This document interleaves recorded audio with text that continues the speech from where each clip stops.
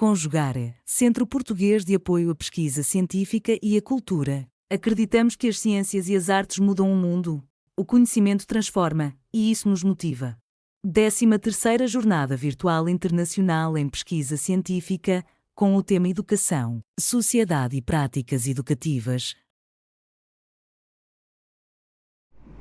Olá, boa tarde, me chamo Letícia Feltrin Stahlhofer e hoje eu vou apresentar para vocês o trabalho Fato ou Fake? A desinformação como estratégia política no Brasil. Esse trabalho ele foi desenvolvido por mim e pela Gisele Rodrigues Venere. Nós somos mestrandas no curso de Ciências Sociais da Universidade Estadual de Maringá e ambas somos orientandas do professor Éder Rodrigo Jimenez. Esse trabalho, ele aborda o impacto das fake news no cenário político brasileiro, principalmente nas eleições, e como que a mídia social, as mídias sociais, têm sido utilizadas para manipular a percepção pública. A importância desse projeto, dessa pesquisa, nossa preocupação surgiu a partir da leitura de alguns dados, como, por exemplo, o fato de que cada vez mais os brasileiros eles têm acesso à internet, né? Hoje, 92% dos lares brasileiros, segundo o IBGE, possuem acesso à internet. E as mídias sociais, né, elas se tornaram um dos principais meios de disseminação de informações políticas. Alguns dados do Data Senado de 2019 apontam que 45% da população brasileira afirmou que as informações vistas nas mídias sociais influenciaram o seu voto nas eleições. Então, esse panorama ele evidencia, né, a crescente importância de investigar o papel das mídias sociais na formação da opinião pública e na disseminação de informações políticas. Inicialmente, a gente teve, né, nesse trabalho que definiu o que seriam as fake news, as notícias falsas, né, porque fake news é uma palavra importada da língua inglesa, mas que por si só ela significa apenas, né, notícias falsas. Então, no nosso trabalho, a gente utilizou o conceito de que as fake news elas são informações distorcidas ou fabricadas com a intenção de manipular a opinião pública. Então, esse fenômeno, né, ele ganhou força com os usos das mídias sociais. A gente também, só para delimitar, nós utilizamos o termo mídias sociais em referência ao que muitas pessoas chamam de redes sociais. A gente fez essa delimitação do conceito de mídias sociais porque as redes sociais, elas pressupõem o relacionamento entre os usuários da plataforma digital, enquanto o termo mídias sociais, ele tem um alcance mais amplo e também pressupõe o consumo e a criação de informações através das plataformas digitais. Então, né, como eu ia dizendo, as fake news elas passaram a ter uma disseminação muito maior através das plataformas digitais, das mídias sociais, e através disso a gente tem algumas pesquisas que cunharam termos para explicar parte dessa polarização criada pelas mídias sociais. Então, Elie Pariser, em 2012, cria o termo filtro bolha, bubble filter, em inglês, para explicar o uso dos algoritmos das plataformas digitais como uma forma de limitar o contato com visões divergentes daqueles usuários. Como isso funciona? Através dos algoritmos, as plataformas digitais passam a filtrar as informações de preferência do usuário e passa a entregar àquele usuário somente as informações que ele já tem um contato pré-existente, um preconceito formado. Então, ele passa a ter contato somente com aquelas informações que ele já tem no seu dia a dia, o que reforça ainda mais aquela visão. E, consequentemente, isso gera uma polarização social, política. Então, a gente tem esse conceito criado em 2012 que justifica, né, o uso das plataformas como um meio de interferência no consumo político e na compreensão de informações políticas. Mas também nós temos algumas visões divergentes do Elie Pariser.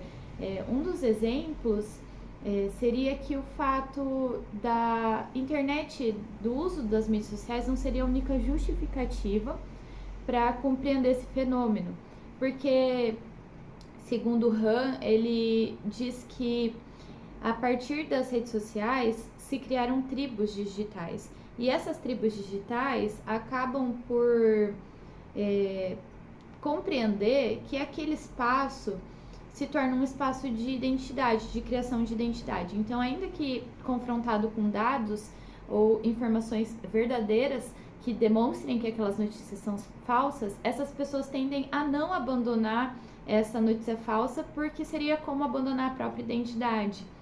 Essa tribalização das plataformas digitais teria um impacto diretamente também na polarização, porque quem participa dessa tribo seriam os nós, enquanto as outras pessoas seriam os outros, os inimigos. Mason também faz uma análise sobre essa polarização do nós contra os outros, a partir da eleição de Donald Trump nos Estados Unidos, e no Brasil isso se intensificou a partir das últimas eleições, principalmente a partir de 2018, onde houve um grande índice de disseminação de notícias falsas. Então, como que a gente observa as fake news no Brasil? Elas se tornaram uma poderosa ferramenta estratégica dentro do uso político.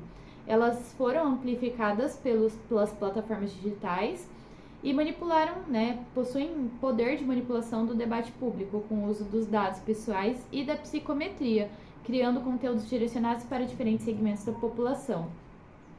E, de acordo com Braga, a disseminação dessas notícias, muitas vezes falsas, distorcidas, ela também acaba gerando um impacto direto na confiança nas instituições democráticas e no processo eleitoral.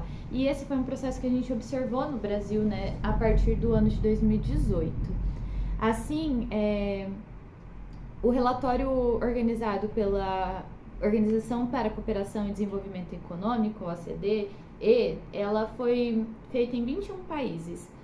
E foi constatado que o Brasil, ele é o país que os cidadãos têm mais dificuldade de identificar fake news. Quando são confrontados com notícias, existe uma dificuldade em compreender se aquela notícia é verdadeira ou falsa. Esse estudo apontou que apenas 57% dos brasileiros entrevistados conseguiram identificar notícias falsas quando eles foram confrontados com conteúdos humorísticos, sátiras, E também o Panorama Político, que foi uma pesquisa realizada pelo Instituto Pesquisa Data Senado em 2024, apontou que 31% dos brasileiros entrevistados acreditam que a propagação dessas notícias falsas se dá pelo fato que os disseminadores têm o intuito de manipular, mudar a opinião dos outros. Ou seja, 1/3 da população entrevistada reconhece a finalidade da manipulação da percepção pública e da influência sobre as crenças e decisões dos indivíduos através desses propagadores de notícias falsas. No entanto, na mesma pesquisa, 30% dos entrevistados acreditam que a propagação ela se dá pelo desconhecimento de se tratar de uma notícia falsa, reforçando ainda a hipótese que os brasileiros possuem essa limitação de fato em identificar a veracidade do conteúdo que eles recebem. Isso se dá porque muitas vezes esse conteúdo está sendo disseminado por colegas, amigos, familiares, pessoas públicas, perfis oficiais verificados em redes sociais. Então, essa percepção de confiança no conteúdo recebido por essas pessoas acaba influenciando também na identificação daquela notícia falsa. Então, em conclusão, a nossa pesquisa demonstrou que, especialmente no contexto eleitoral brasileiro, as fake news, as notícias falsas, elas não são apenas um desafio técnico ou informativo, mas também uma ameaça à democracia, uma vez que a polarização reforçada pelas mídias sociais e pela segmentação algorítmica também dificulta o diálogo construtivo e a construção de consensos. Por isso, nossa conclusão é que é urgente que haja uma maior alfabetização midiática, onde a população seja informada e capacitada a distinguir informações falsas das verdadeiras.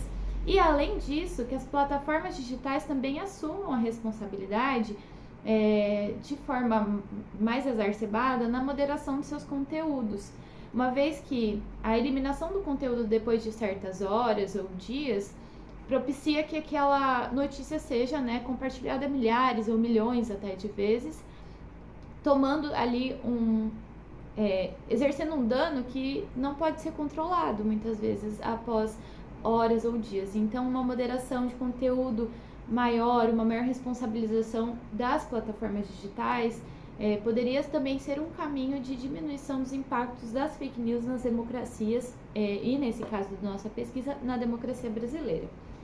Esse esforço conjunto entre a educação popular e também a responsabilização das plataformas digitais, ela é fundamental para preservar a democracia e fortalecer as instituições políticas. Esse foi o nosso trabalho, nós agradecemos a todos que acompanharam essa apresentação. Eu estou à disposição para responder perguntas, aprofundar qualquer aspecto do estudo, tanto eu quanto minha colega Gisele.